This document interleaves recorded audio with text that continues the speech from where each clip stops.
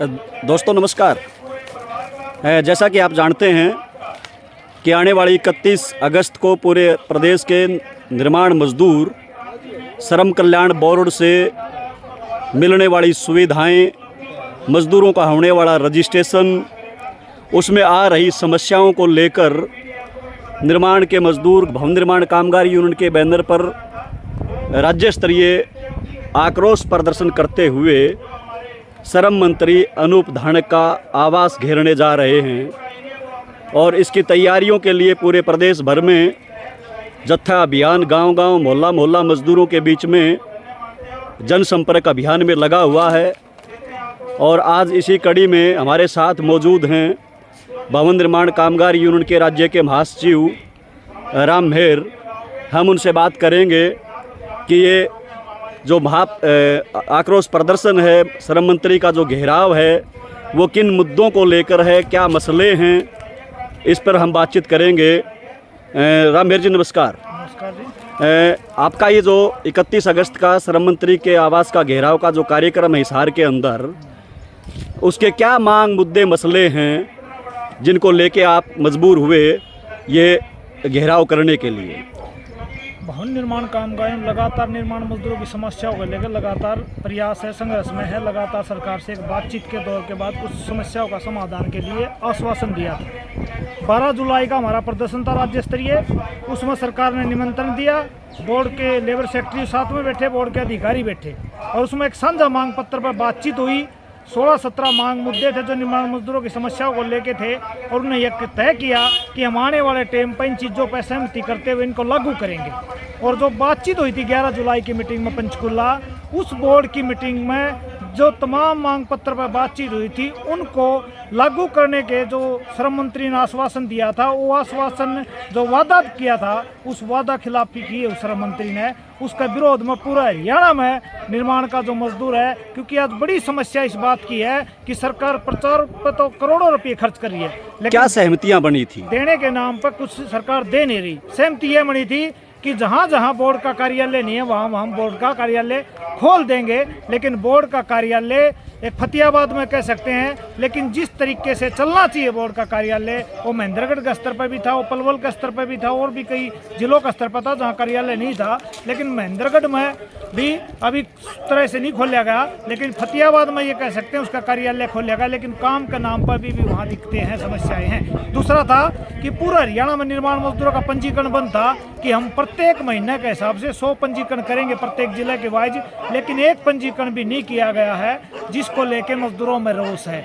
और लगातार 3 सालों से जो फार्म बेनिफिट रुके हुए हैं उनको बहाल करके उनको पैसे डालने की जो बातचीत थी, सबसे बड़ी समस्या वह थी। लेकिन मजदूर को आज वो सुविधा जो है कन्यादान की है, मृत्यु की है और तमाम तरह की सुविधाएं हैं, उन पर सरकार कुंडली मार के बैठे, उस पैसे को देना नहीं चाहती, जिसको निर्माण मजदूरों में बड़ी संख्या में रोष है, विरोध है। ये बड़ी बात है। फिर ये ऑनलाइन का 90 दिन की वेरिफिकेशन का सवाल था। सरकार ने पहले यूनियन कर दी, लेकिन सरकार ने उस अधिकार को खत्म करके न अधिकारों को दे दिया। उन अधिकारियों ने साइन 90 दिन की वेरिफिकेशन पर कोई साइन नहीं कर रहा और मजदूर दर दर भटकन के काम किया जा रहा है। ये कह रहे थे कि हम अपने अधिकारियों से, LI से हम ये 90 दिन की वेरीफाई कराएंगे, लेकिन 4-4 साल की वर्क स्लिप मांग रहे हैं। वो 2022 की तो कर भी देते हैं, लेकिन 19 की, 20 की, 21 की, उसमें जो समस्या है वो आज नहीं। और इसकी वजह से हजारों फार्म रिजेक्ट कर दिए गए हैं, जिससे बड़ा रोष प्रदर्शन है, रोष है मजदूरों में। आज ये जो 16-17 मांग थी उनमें है सरकार का दावा है कि ऑनलाइन जब नहीं था तो इसके अंदर भ्रष्टाचार था, नाजायज जो लोग हैं, जो मतलब निर्माण के मजदूर नहीं हैं, वो भी इस बोर्ड से पैसा ले लेते थे, फ़ायदा ले लेते थे। और ये जो ऑनलाइन किया है, इस ऑनलाइन होने के बाद से भ्रष्टाचार ख़त्म हुआ है, मज़दूरों की सुविधाएं, मज़दूरों का पंजीकरण वो आसान हुआ है।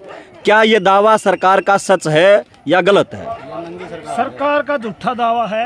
ऑनलाइन होने के बाद भ्रष्टाचार बड़े पैमाने पर बढ़ा है, क्योंकि ऑफलाइन में मजदूर के जाता था जब अधिकारी के पास तो पहचान हो जाती थी वो मजदूर है कि ना है, लेकिन ऑनलाइन में बड़े पैमाने पर भ्रष्टाचार हुआ है। और हम तो ये भी कहना चाहते हैं कि ऑनलाइन करके सरकार भ्रष्टाचार को बढ़ावा देना चाहती है, क्योंकि कई कई साल लटकाना चाहती है। अगर सरकार की नीयत साफ हो तो बेनिफिट का जो काम है वो 1 महीने के आसपास अगर बेनिफिट दिया जा तो भ्रष्टाचार जीरो टॉलरेंस पे हो जाती है। लेकिन सरकार जानबूझ के न उसमें देरी की जाती है, जिससे उनके दलाल, उनके चमचे बीच में कमीशन का नाम पर हजारों रुपये मजदूरों के साथ ऐंठ लिया जाता है। और ऑनलाइन के होने के बाद जो पंजीकरण की बात कर रहे हैं, जो सुविधाओं की बात कर रहे हैं, उस पर तो नामात्र मतलब रोक लगा दी गई। आज नामात्र सुविधा मिल रही है ऑनलाइन होने के बाद। तो सरकार सा ये जो दावा है वो बिल्कुल फेल है। ऑनलाइन होने के बाद भ्रष्टाचार बढ़ा है, पंजीकरण जो होना चाहिए वो बिल्कुल बंद है। और ये कह सकते हैं कि 5 लाख के आसपास तो जो ऑनलाइन पंजीकरण हुआ था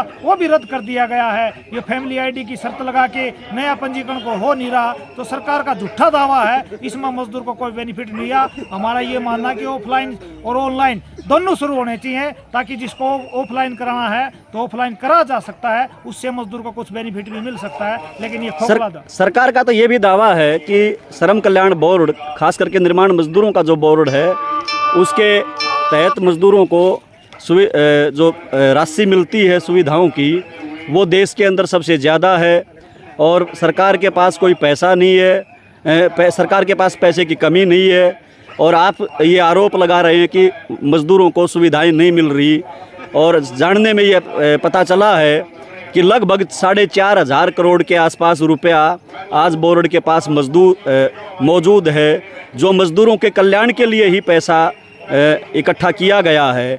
इसके पीछे क्या लगता है आपको कि सरकार की नीयत क्या है इस पैसे के प्रति?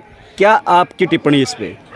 सरकार की नीयत इसके पैसे साफ तौर पर ये दिखाई दे रही है कि बोर्ड में पैसे की कमी नहीं है। लेकिन जो प्रदेश का श्रम मंत्री है, अपनी छात्रवृत्ति लेने के लिए एक मजदूर ने उसका आवास पर मतलब 2 फार्म में गर्मी के में धरना देना, पूरे परिवार के साथ बैठ गया। तो ये मतलब दिखा रहे हैं हमारे को कि सरकार मजदूरों को क्या कुछ दे रही है। और हजारों फार्म ऐसे हैं कन्यादान के, जिस लड़की का 2-2 बच्चे हो गए लेकिन कन्यादान आज तक नहीं दिया गया। मृत्यु के फार्म पर अन्य बेमानी शर्त लगा के लटकाया जा रहा है। तो सरकार की नीयत देने की नहीं है। हमारी ये मंशा है कि सरकार जैसे यूपी में चुनाव का टाइम पर राजनीतिक लाभ लेने के लिए इस पैसे का दुरुपयोग किया गया, ऐसे ही इस पैसे का दुरुपयोग करेगी चुनाव के लिए। हम ये साफ तौर पर कहना चाहते हैं कि ये मजदूरों का नाम का पैसा मजदूरों पर खर्च हो। सरकार जो 4500 करोड़ रुपया का कुंडली मार के बैठी है, ये मजदूरों को मिलना चाहिए। और इसके लिए यूनियन लगातार संघर्ष कर रही है और संघर्ष आगे भी जारी रहेगा। और 31 अगस्त का जो पूरा कार्यक्रम है, पूरा हरियाणा में बड़े जोरों पर तैयारी है।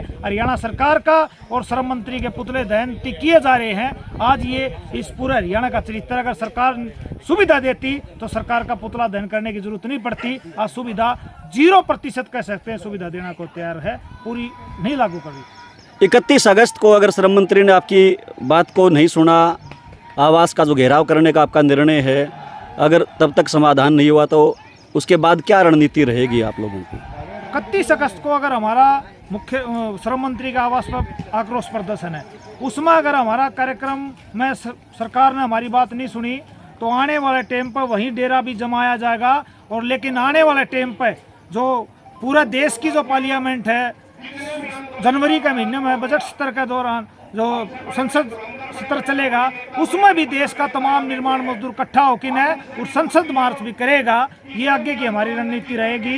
लेकिन 31 तारीख को अगर नहीं हुआ तो श्रम मंत्री के आवास पर हम डेरा जमाएंगे और जब तक समाधान नहीं होगा वहीं बैठे रहेंगे। ये हमारा आगे का आह्वान है। दोस्तों, जैसा आपने सुना है कि पूरे प्रदेश भर से हजारों निर्माण मजदूर 31 अगस्त को हिसार में श्रम मंत्री आवास का घेराव करने के लिए इकट्ठा होंगे।